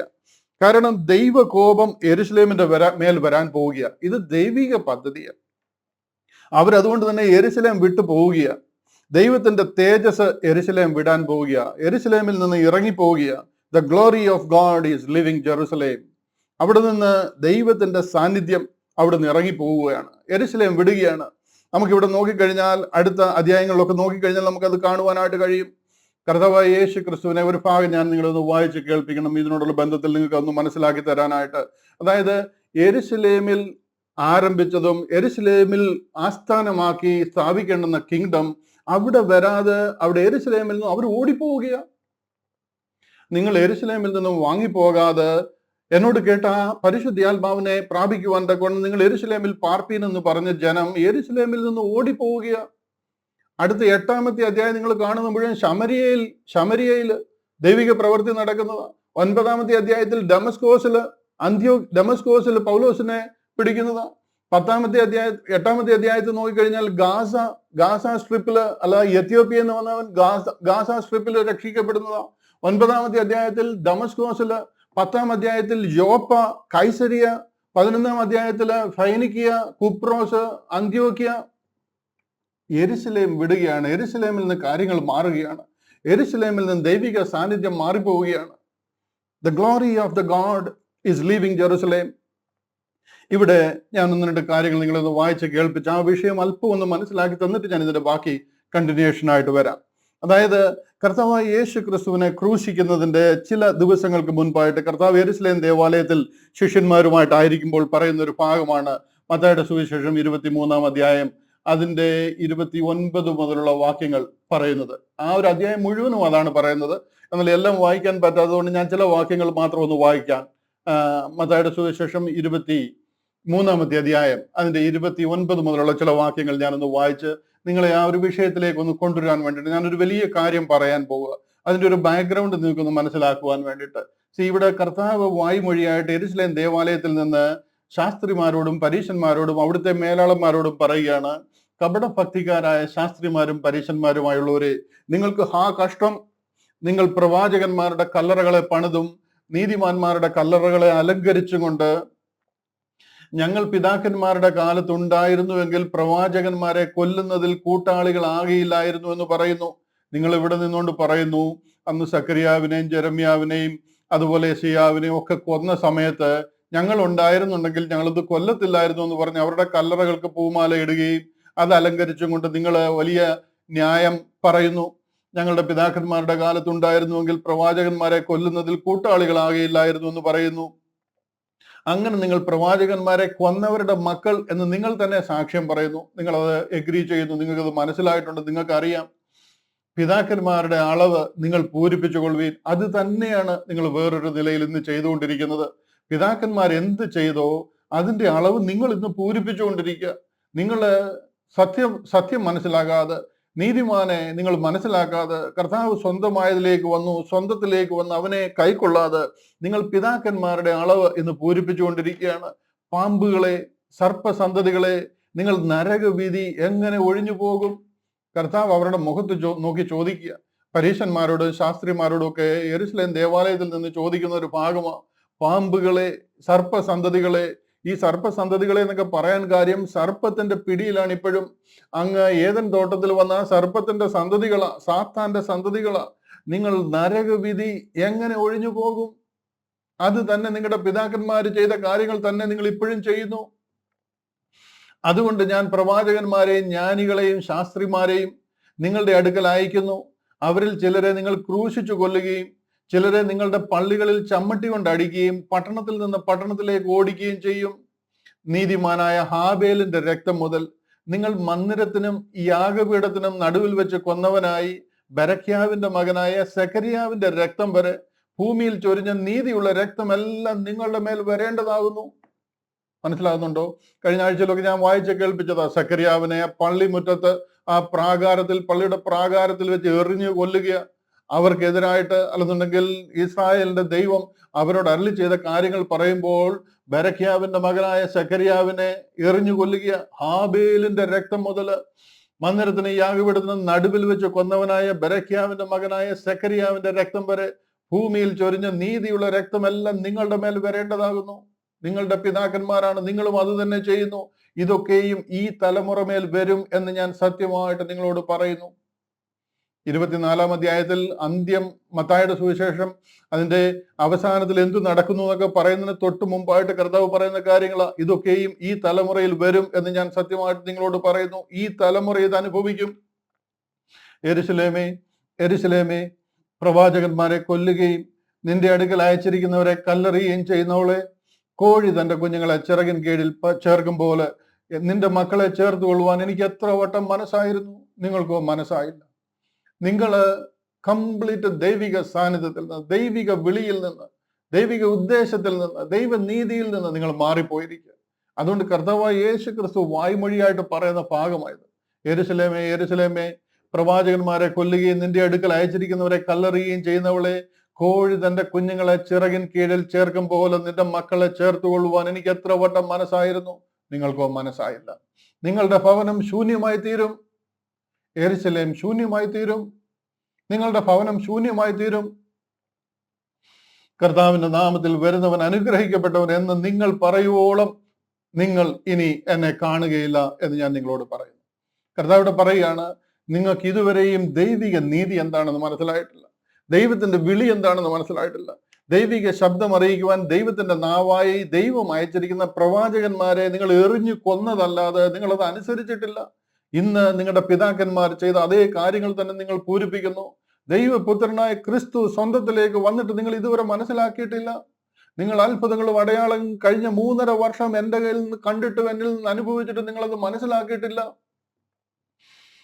കർത്താവ് പറയാണ്, നിങ്ങളുടെ മേൽ ഇതെല്ലാം വരാൻ പോവുകയാണ്. കർത്താവിന്റെ നാമത്തിൽ വരുന്നവൻ അനുഗ്രഹിക്കപ്പെട്ടവൻ, അതായത് യേശു ക്രിസ്തു വന്ന കർത്താവ് അനുഗ്രഹിക്കപ്പെട്ടവൻ എന്ന് നിങ്ങൾ പറയുവോളം നിങ്ങൾ ഇനി എന്നെ കാണുകയില്ല എന്ന് ഞാൻ നിങ്ങളോട് പറയുന്നു. മനസ്സിലായോ? അത് കഴിഞ്ഞിട്ട് അടുത്ത 24-ാമത്തെ അധ്യായമാണ്.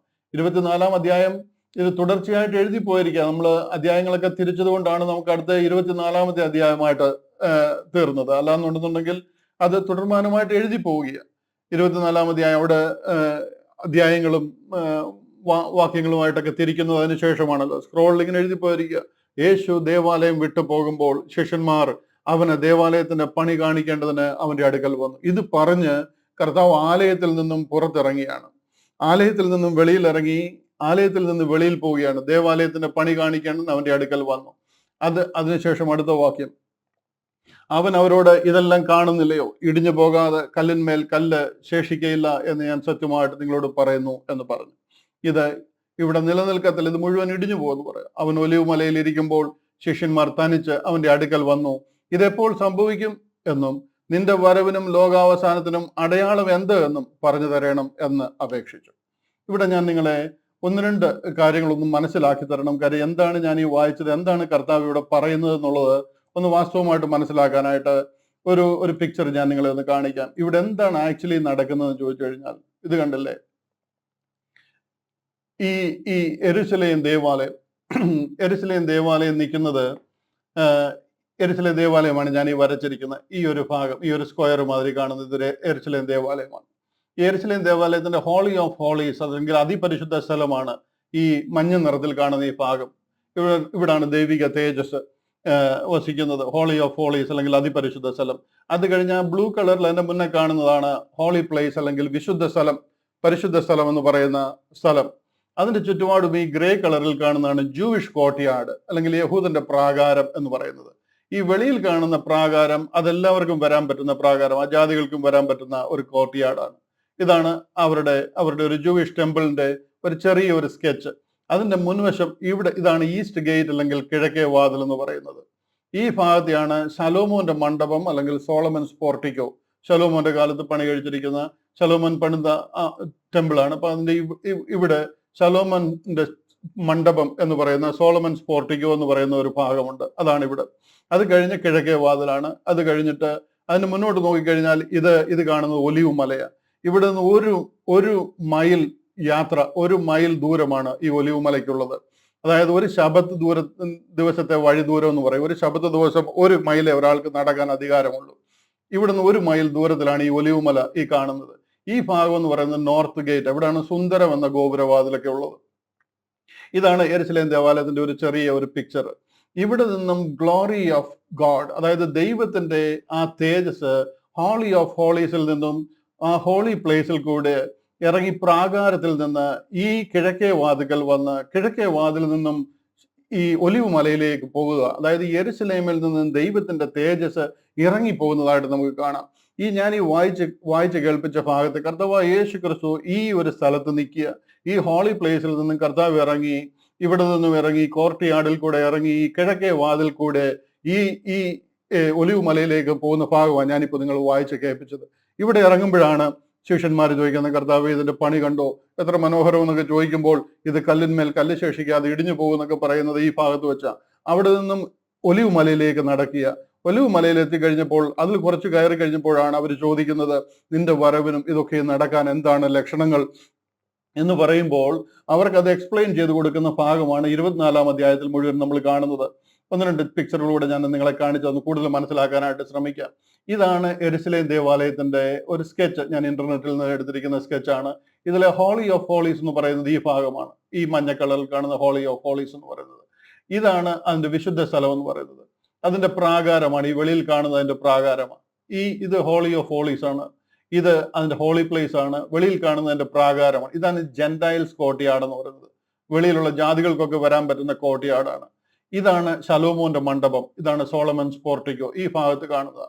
ഇതുവഴി വെളിയിൽ ഇറങ്ങുന്നതാണ് കിഴക്കേ വാതിൽ അല്ലെങ്കിൽ കിഴക്കേ ഗേറ്റ് എന്ന് പറയുന്നത്, ഈസ്റ്റ് ഗേറ്റ് എന്ന് പറയുന്നത്.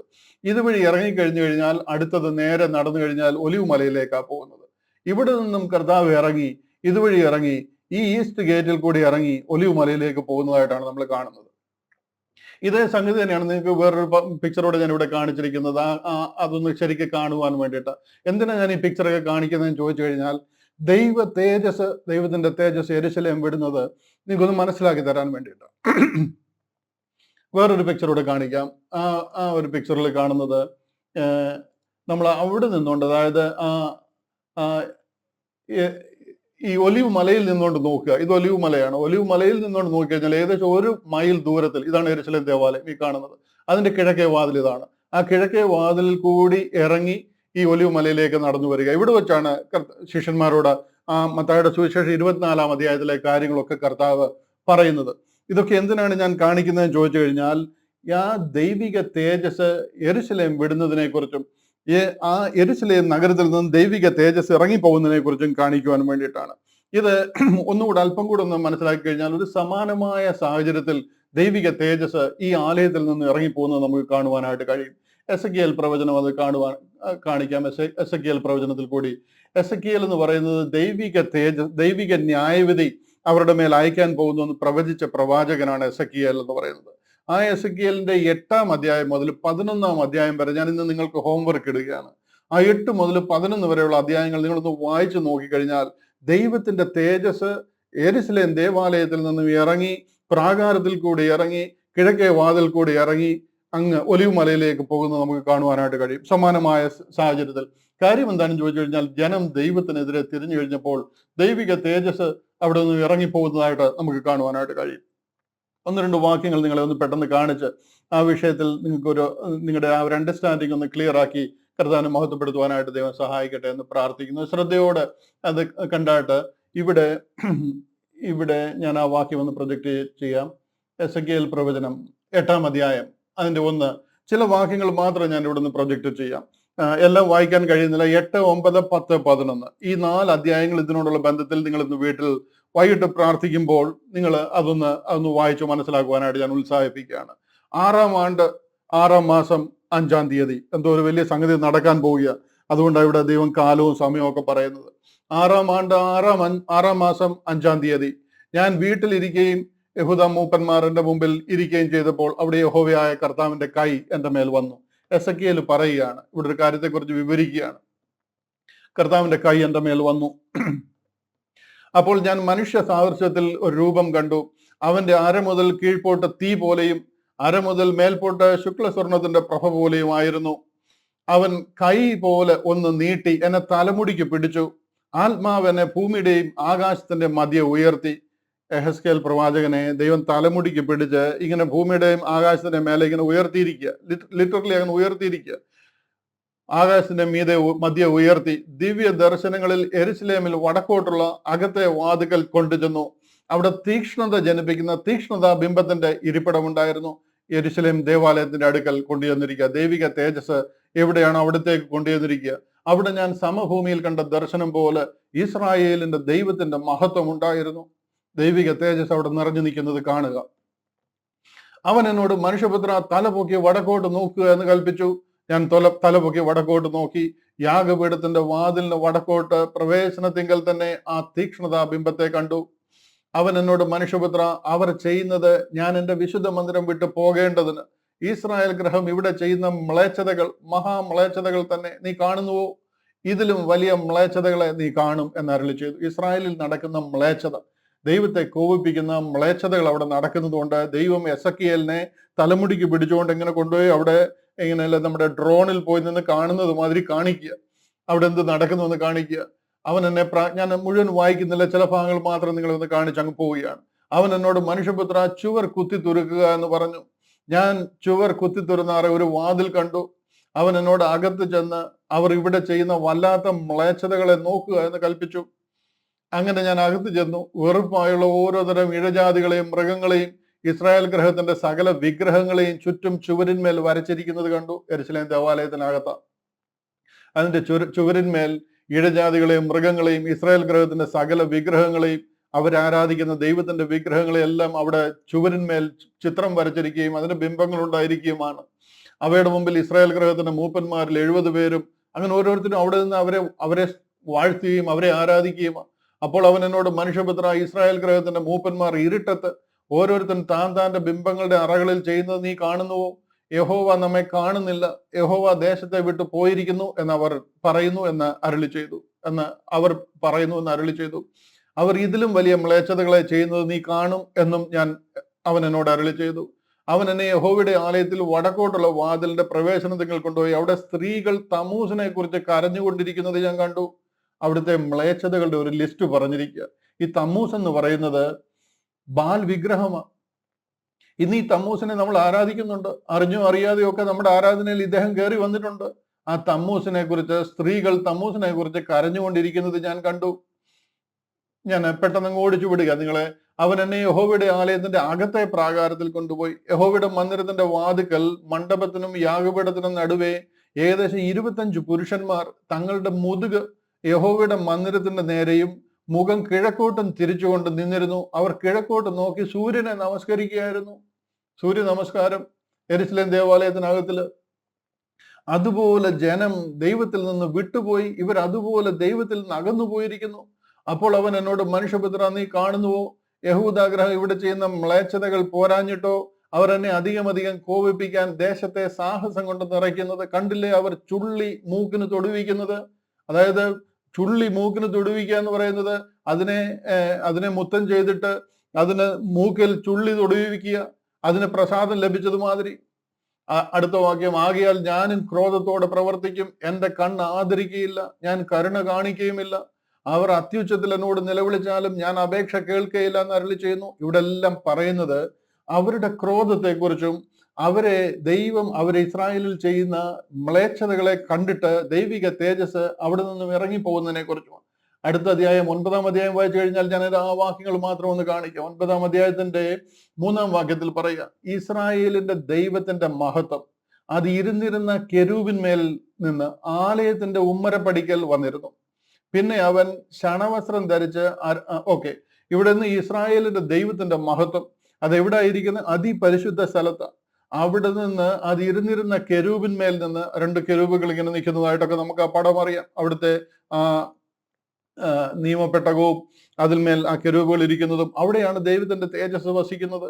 അത് ഇരുന്നിരുന്ന കെരൂബിന്മേൽ നിന്നും ആലയത്തിന്റെ ഉമ്മരപ്പടിക്കൽ വന്നിരുന്നു. അവിടെ നിന്നും ആ ആലയത്തിന്റെ ഉമ്മരപ്പടിക്കൽ വന്നിരുന്നു. അടുത്ത അധ്യായം നോക്കിയാൽ കാണാം, 10-ാം അധ്യായം. ഇത് 9-ാം അധ്യായത്തിലാണ്. 10-ാം അധ്യായത്തിന്റെ 18-ാമത്തെ വാക്യം അവിടെ പറയാണ്, പിന്നെ യഹോവയുടെ മഹത്വം ആലയത്തിന്റെ ഉമ്മരപ്പടി വിട്ട് പുറപ്പെട്ടു, കെരൂബുകളിന്മേൽ വന്നു നിന്നു. മനസ്സിലായോ? ആ ആലയത്തിൽ നിന്നും വെളിയിലിറങ്ങി കിഴക്കേ വാതിക്കൽ കെരൂബുകളിന്മേൽ വന്നു നിന്നു. അപ്പോൾ കെരൂബുകൾ ചിറകു വിടർത്തി ഞാൻ കാണെ ഭൂമിയിൽ നിന്ന് മേലോട്ട് പൊങ്ങി.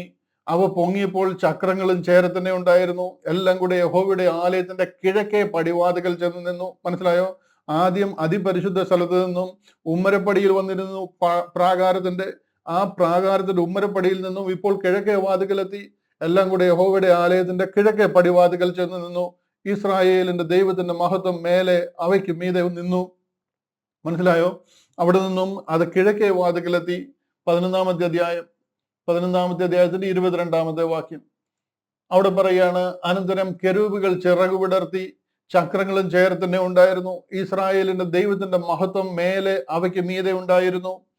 23-ാമത്തെ വാക്യം, യഹോവയുടെ മഹത്വം നഗരത്തിന്റെ നടുവിൽ നിന്ന് മേലോട്ട് പൊങ്ങി നഗരത്തിന് കിഴക്ക് വശത്തുള്ള പർവ്വതത്തിന്മേൽ ചെന്നു. കിഴക്കേ വാതിൽ കൂടി കിഴക്ക് വശത്തുള്ള പർവ്വതത്തിൽ ചെന്നു, ഒലിവ് മലയിൽ ചെന്നു.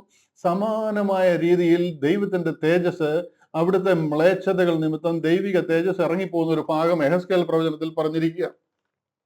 1-ാമത്തെ ഭാഗത്ത് നമ്മൾ കണ്ടത് ദൈവിക തേജസ് ഇവിടെ നിന്നും ഇറങ്ങി. അതായത് ഞാൻ ആ വരച്ച കാണിച്ച പിക്ചർ നോക്കിക്കഴിഞ്ഞാൽ നിങ്ങൾക്കറിയാം, ആ ഹോളി ഓഫ് ഹോളീസ്, അതിപരിശുദ്ധ സ്ഥലത്തു നിന്നും ദൈവിക തേജസ് ഇവിടെ നിന്നും ഈ ഹോളി പ്ലേസിൽ ഇവിടെ വരികയും, ഇവിടെ നിന്നും ഈ ഉമ്മറപ്പടിയിൽ വരികയും, ഇവിടെ നിന്നും ഇറങ്ങി കിഴക്കേ വാതിക്കൽ വരികയും, ഈ കിഴക്കേ വാതിക്കൽ നിന്നും ഒലിവ് മലയിലേക്ക് പോവുകയും ചെയ്യുക. യെരുശലേം വിടുക, യെരുശലേമിൽ നിന്നും ഇറങ്ങി പോവുക.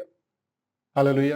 ഇതേ സമാന രീതിയിൽ കർത്താവായ യേശു ക്രിസ്തു ആലയത്തിൽ നിന്നും അതിവിശുദ്ധ സ്ഥലത്ത് നിന്നും ഇവിടെ നിന്നും ഇറങ്ങി കിഴക്കേ വാതിൽ നിന്ന് ഒലിവ് മലയിലേക്ക് പോകുന്ന ഭാഗമാണ് 23-24 അധ്യായത്തിൽ പറഞ്ഞിരിക്കുന്നത്. ഇതേ ഫാഷനിൽ, ഇതേ പാറ്റേണിൽ തന്നെ ദൈവിക തേജസ് പോവുക. 2-ാം അധ്യായത്തിൽ പറയുന്നത്, അവർ ആലയത്തിൽ ദിനം പ്രതി കൂടി വന്നിരുന്നു. ഇസ്രായേൽ മക്കള്, ഈ പന്തിരുവര്, അവർ ആലയത്തിൽ ദിനം പ്രതി കൂടി വന്നിരുന്നു. 3-ാം അധ്യായത്തിൽ ശലോമോന്റെ മണ്ഡപത്തിലായി. 4-ാം അധ്യായത്തിൽ അവിടെ നിന്നും വെളിയിലായിരിക്കുകയാണ്.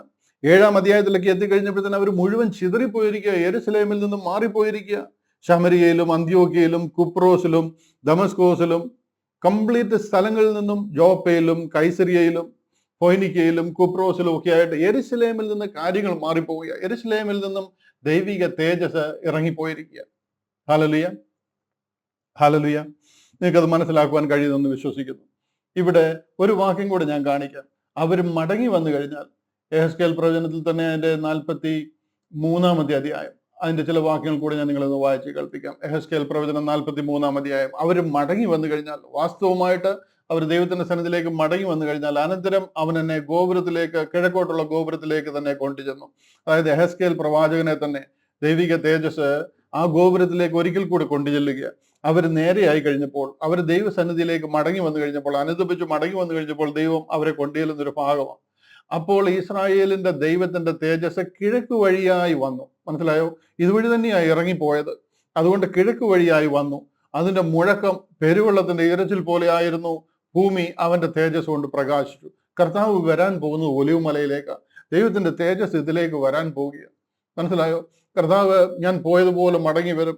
കർത്താവിന്റെ തേജസ് ഒലിവ് മലയിൽ കൂടെ തന്നെ തിരിച്ചു വരുന്നത് കാണുക. പെരുവെള്ളത്തിന്റെ ഇരച്ചിൽ പോലെ ആയിരുന്നു. ഭൂമി അവന്റെ തേജസ് കൊണ്ട് പ്രകാശിച്ചു. ഞാൻ കണ്ട ദർശനം പോലെ ആയിരുന്നു ഇത്. ഞാൻ കണ്ട ദർശനം പോലെ ആയിരുന്നു. നഗരത്തെ നശിപ്പിപ്പാൻ ഞാൻ വന്നപ്പോൾ കണ്ട ദർശനം പോലെ തന്നെ ഈ ദർശനങ്ങൾ കേബാർ നദീതീരത്ത് വെച്ച് ഞാൻ കണ്ട ദർശനം പോലെ ആയിരുന്നു. അപ്പോൾ ഞാൻ കവിണ്ണു വീണു. കേബാർ നദീതീരത്ത് വെച്ചാണ് യെഹെസ്കേലിനെ ആദ്യം ദർശനങ്ങൾ കാണിക്കുന്നത്. അതുപോലെ ദൈവിക തേജസ് ഞാൻ കണ്ടു. അന്ന് കണ്ട അതേ ദർശനം പോലെ തന്നെ, അതേ ദൈവിക തേജസ് തന്നെ ഞാൻ കാണുന്നു എന്ന് പറയുക. യഹോവയുടെ തേജസ് കിഴക്കോട്ട് ദർശനമുള്ള ഗോപുരത്തിൽ കൂടി ആലയത്തിലേക്ക് പ്രവേശിച്ചു. നിങ്ങൾക്ക് മനസ്സിലാകുന്നുണ്ടോ? കിഴക്കേ വാതിലിൽ കൂടി ആ ദൈവിക തേജസ് ആലയത്തിലേക്ക് പ്രവേശിച്ചു. ആലയത്തിലേക്ക് തിരിച്ചു പ്രവേശിക്കുക. ആത്മാവ് എന്നെ എടുത്ത് അകത്തെ പ്രാകാരത്തിൽ കൊണ്ടുചെന്നു. യഹോവയുടെ തേജസ് ആലയത്തെ നിറച്ചിരുന്നു. തിരിച്ച് ആലയത്തിലേക്ക് വരിക. ഇറങ്ങിപ്പോയതുപോലെ തന്നെ ദൈവിക തേജസ് മടങ്ങി വരും. ഇസ്രായേലിനെ ദൈവം പണിയും, അതിനെ ദൈവം റീസ്റ്റോർ ചെയ്യും. പോയതുപോലെ തന്നെ ദൈവം അതിനെ യഥാസ്ഥാനപ്പെടുത്തും. അത് അവരുടെ വിളിയും അവരുടെ പദ്ധതിയുമാണ്. ദൈവം പിതാക്കന്മാർ മുതലേ അവർക്ക് കൊടുത്തിരിക്കുന്ന ദൈവിക അരുളപ്പാടുകളും ദൈവിക വാഗ്ദത്തങ്ങളുമാണ്. ദൈവിക തേജസ് ഇറങ്ങിപ്പോയതുപോലെ തന്നെ അവിടെ തിരിച്ചു വരും. ഈ പറഞ്ഞതുപോലെ തന്നെ നമ്മൾ ഈ പഠിച്ചു വരുന്ന അപ്പോസ്തല പ്രവൃത്തികൾ 7-ാം അധ്യായം കഴിഞ്ഞ് 8-ാം അധ്യായത്തിൽ കാര്യങ്ങൾ യെരുശലേം വിടുകയാണ്. ഞാൻ ഇതാ പറഞ്ഞത്, സ്തേഫാനോസിന്റെ അടക്കം കിങ്ഡം ഹോപ്സിന്റെ അടക്കമായിരുന്നല്ലേ, അതിന്റെ ബറിയലായിരുന്നു എന്ന് പറയുന്നത്. അതോടുകൂടി യെരുശലേമിൽ നിന്ന് കാര്യങ്ങൾ കൈവിട്ടു പോവുകയാണ്. 8-ാം അധ്യായത്തിലൊക്കെ നിങ്ങൾ കാണുന്ന ശമരിയയിൽ വലിയ സന്തോഷമുണ്ടായി. ശമരിയയിൽ സന്തോഷമുണ്ടായത് യഹൂദിയയിൽ ഉണ്ടാകേണ്ട സന്തോഷമാ, യെരുശലേമിൽ ഉണ്ടാകേണ്ട സന്തോഷമാ. നമ്മൾ യെരുശലേമിൽ ഉണ്ടെങ്കിലേ നമുക്ക് അതിന്റെ വിഷമവും മനസ്സിലാകത്തുള്ളൂ. ഇവിടെ ഒന്നുമില്ല, ഇവിടെ കർഫ്യൂവും അടിയുമാ. അവിടെ സന്തോഷമുണ്ടായി. കാര്യങ്ങൾ ഇവിടുന്ന് മാറിപ്പോവുകയാണ്. Hallelujah, hallelujah. അതിന് മനസ്സിലാക്കുന്നവർക്കായിട്ട് ഞാൻ എൻ്റെ ദൈവത്തെ നന്ദിയോടെ സ്തുതിക്കുന്നു. ഇവിടെ മത്തായി 23 പറയുന്ന പോലെ അവർ അവങ്കിലേക്ക് മടങ്ങി വരും. അവർ അവങ്കിലേക്ക് മടങ്ങി വരുമ്പോൾ അതാണ് വെളിപ്പാട് പുസ്തകത്തിൽ നടക്കുന്നത്. അതിനുവേണ്ടി 2 അഭിഷിക്തന്മാരെ ദൈവം അയക്കും. അവരോ യേശു ക്രിസ്തുവിനെ കുറിച്ച് പ്രസംഗിക്കും. 1,44,000 പേരെ ദൈവം അവരിൽ നിന്ന് തിരഞ്ഞെടുക്കും. അവരൊക്കെ കർത്താവിന്റെ ശുശ്രൂഷ അവർ ചെയ്യും. അവരങ്ങനെ മടങ്ങി വരികയും ദൈവത്തെങ്കിലേക്ക് മടങ്ങി വരികയും കുലം കുലമായിട്ട് വിലപിക്കുകയും ഗോത്രം ഗോത്രമായിട്ട് അവനെ ചൊല്ലി കരയുകയും അവൻ കഴിഞ്ഞ ആഴ്ചയിലൊക്കെ ഞാൻ വായിച്ച് കേൾപ്പിച്ച സക്രിയ പ്രവചനം 13-ാം അധ്യായത്തിലൊക്കെ നിന്റെ കയ്യിലെ ഈ പാടുകൾ എന്താണ്, നിന്റെ പുറത്തെ അടിയുടെ പാടുകൾ എന്താണ്, ഇതൊക്കെ അവർ ചോദിക്കും. അവരെല്ലാം കുലം കുലമായിട്ട് വിലപിക്കും. കുത്തിവെങ്കിലേക്ക് അവർ നോക്കും.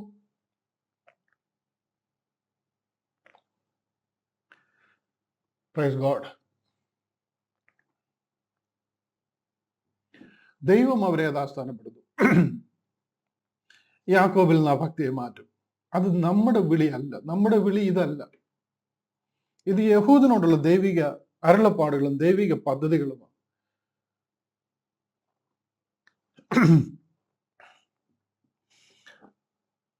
ഹല്ലേലൂയ.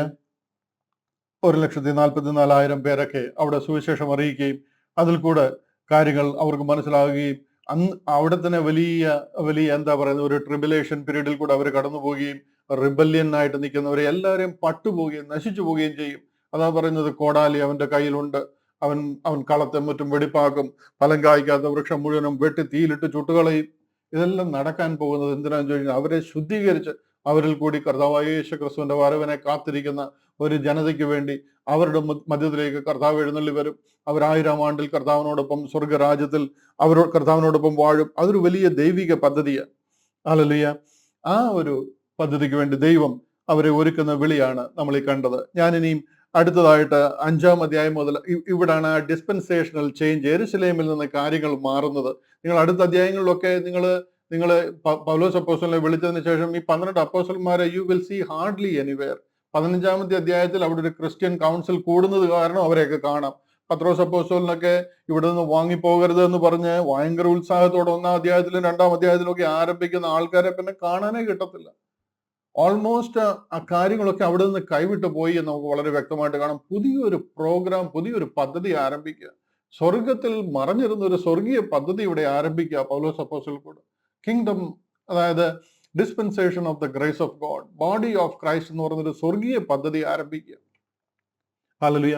വരുന്ന ദിവസങ്ങളിൽ അതിനു വേണ്ടിയിട്ട് പൗലോസ് അപ്പോസ്തലനെ ദൈവം വിളിക്കുന്നതും തന്നിൽ കൂടെ നടക്കുന്ന ദൈവിക പ്രവർത്തികളും തന്നിൽ കൂടെ ആരംഭിക്കുന്ന കാര്യങ്ങളും ഒക്കെ നമുക്ക് കാണുവാനായിട്ട് കഴിയും.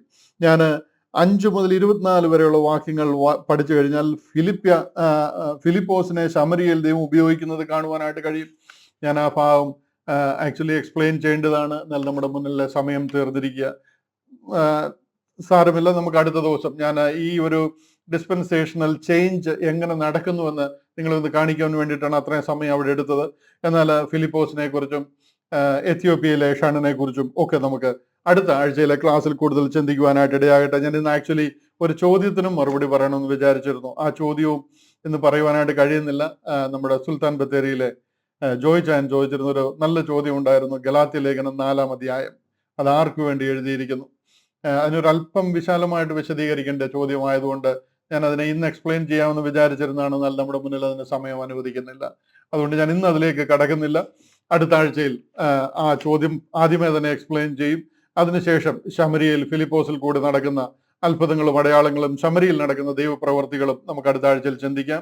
അതിനുശേഷം എത്യോപ്യക്കാരൻ ഷണ്ണൻ സ്നാനപ്പെടുന്നതും അദ്ദേഹത്തിന്റെ വിളിയും നമുക്ക് ചിന്തിക്കാം. അവിടെ എല്ലാം നമ്മൾ അടിസ്ഥാനപരമായിട്ട് മനസ്സിലാക്കേണ്ടത് ഫിലിപ്പോസിലൂടെ ശമരിയിൽ നടക്കുന്നത് കിങ്ഡം ഗോസ്പലിലെ ഉപദേശമാണ്. അവരെല്ലാം ആ ജൂയിഷ് പ്രോസലേറ്റ് അല്ലെങ്കിൽ അവരുടെ പിതാക്കന്മാരോട് അരളി ചെയ്തത്. ശമരിയ എന്ന് പറയുന്നത് യഹൂദന്മാരാ, ഇസ്രായേലിയരാ. ശമരിയ എന്ന് പറയുന്നത് വേറൊരു ജാതീയ രാജ്യമൊന്നുമല്ല. അത് 10 ഗോത്രങ്ങൾ മാറി താമസിക്കുന്ന അതിന്റെ ക്യാപിറ്റലാ ശമരിയ എന്ന് പറയുന്നത്. ഇവിടെ 2 ഗോത്രങ്ങളും അവിടെ 10 ഗോത്രങ്ങളും. ആ 10 ഗോത്രത്തിന്റെ ക്യാപിറ്റലാണ് ശമരിയ എന്ന് പറയുന്നത്. അവിടെ നടക്കുന്ന ദൈവപ്രവൃത്തി, അവർ ദൈവത്തിൽ നിന്ന് അകന്നുപോയി. അവർ യെരുശലേമിലെ രാജാവിനെ അംഗീകരിക്കാതെ വന്നു. യെരുശലേം ദേവാലയവുമായിട്ടുള്ള ബന്ധം അവർ വിട്ടുമാറി. അങ്ങനെ അവർ അന്യജാതികളുമായിട്ട് ഇടകലരാനായിട്ട് ഇടയായി തീർന്നു. അങ്ങനെ അങ്ങനെ ഈ രണ്ട് ഗോത്രത്തിൽ നിന്നും വേർപെട്ടു പോയി അവർ അസീറിയൻ സംസ്കാരത്തിലും അസീറിയൻസുമായിട്ട് ഇടകലരാൻ ഇടയായി എന്നുള്ളതൊക്കെ ശരിയാണ്. പക്ഷെ എന്നിരുന്നാലും അവര് ഈ യഹൂദന്മാർ തന്നെ അല്ലെന്നുണ്ടെങ്കിൽ ആ 10 ഗോത്രത്തിൽ നിന്ന് ഉള്ളവരാണ്. അവരുടെ ഇടയിൽ നടക്കുന്ന ദൈവപ്രവൃത്തിയെക്കുറിച്ചും അവരുടെ ഇടയിൽ അവരുടെ വിശ്വാസം പോലെ അവർ ആഗ്രഹിച്ചിരുന്ന പോലെ അവിടെയൊക്കെ ദൈവിക പ്രവൃത്തി നടക്കുന്നത് നമുക്ക് കാണുന്നത് അടുത്ത ആഴ്ചയിൽ നമുക്ക് കൂടുതൽ ചിന്തിക്കാം. ഷണ്ണൻ സ്നാനപ്പെടുന്നതും ആ ഷണ്ണനോട് ഫിലിപ്പോസ് പറഞ്ഞ സുവിശേഷം എന്താണെന്നും ഒക്കെ നമുക്ക് ഇതിനോടകം മനസ്സിലായിട്ടുണ്ട് എന്ന് ഞാൻ വിശ്വസിക്കുന്നു. സംശയമുണ്ടെങ്കിൽ അതിനെക്കുറിച്ച് ചോദിച്ചായിട്ട് അടുത്ത ആഴ്ചയിൽ നമ്മളത് കവർ ചെയ്യുമ്പോൾ ആ വിഷയമൊക്കെ ചേർത്ത് കവർ ചെയ്യുവാനും ആ ഷണ്ണനിൽ ഉണ്ടായതുപോലെ ഉള്ള ഒരു ദൈവിക പ്രവൃത്തി അല്ലെന്നുണ്ടെങ്കിൽ അവന്റെ ഹൃദയത്തിൽ കുത്തുകൊണ്ടതുപോലെ ആ കുത്തു കൊണ്ടു കഴിഞ്ഞപ്പോൾ ആ കിങ്ഡം ഗോസ്പലിൽ വിശ്വസിക്കുവാനും അതിന് പ്രകാരം സ്നാനമേൽക്കുവാനും പരിശുദ്ധാത്മാവിന്റെ അഭിഷേകം പ്രാപിക്കും എന്നുള്ള വാഗ്ദത്തം സ്വീകരിപ്പാനും ഒക്കെ ഇടയായതുപോലെ തന്നെ ഇവരെല്ലാവരും ആ ഒരു ഹൃദയത്തിൽ അവർക്കൊരു കുത്തുകൊള്ളുകയും അതുപോലെ അവരൊരു ആഗ്രഹത്തോടെ കർത്താവിനെ തിരയുകയും അതാ മത്തായിയുടെ സുവിശേഷത്തിൽ യേശു ക്രിസ്തു പറഞ്ഞത്, നിങ്ങൾ എന്നെ തിരയുന്ന കാലം, അതായത് കർത്താവിനെ അവിടെ പറയുന്നത്, നിങ്ങൾ എന്നെ തിരിച്ചറിഞ്ഞ് എങ്കിലേക്ക് മടങ്ങി വരുന്നത് വരെ എന്നെ കാണുകയില്ല. അങ്ങനെ മടങ്ങി വരുന്ന ഒരു കാലം ഉണ്ടാകുന്നതായിട്ട് നമുക്ക് കാണുവാനായിട്ട് കഴിയും. അടുത്ത ആഴ്ചയിൽ ആ ഭാഗം ക്ലിയർ ചെയ്യുകയും 8-ാം അധ്യായം നമുക്ക് ചിന്തിച്ച് തീർക്കുകയും ചെയ്യാമെന്ന് ഞാൻ കർത്താവിൽ ആഗ്രഹിക്കുന്നു. ദൈവം നമ്മളെ ധാരാളമായിട്ട് സഹായിക്കട്ടെ. ഇന്ന് ഞാൻ അധികം സമയമില്ലാത്തതുകൊണ്ട് പെട്ടെന്ന് പറഞ്ഞ് എങ്ങും എത്താതെ പോകും. അതുകൊണ്ട് ഞാൻ അതിലേക്ക് കടക്കുന്നില്ല. ദൈവം നമ്മളെ ധാരാളമായിട്ട് അനുഗ്രഹിക്കട്ടെ. അടുത്ത ആഴ്ചയിൽ കൂടുതൽ ഉത്സാഹത്തോടെ നമുക്കിത് പഠിക്കുവാൻ ദൈവം സഹായിക്കട്ടെ എന്ന് പ്രാർത്ഥിക്കുന്നു, അനുഗ്രഹിക്കുന്നു. കർത്താവിന്റെ കൃപ നമ്മോട് കൂടെ ഇരിക്കുമാറാകട്ടെ.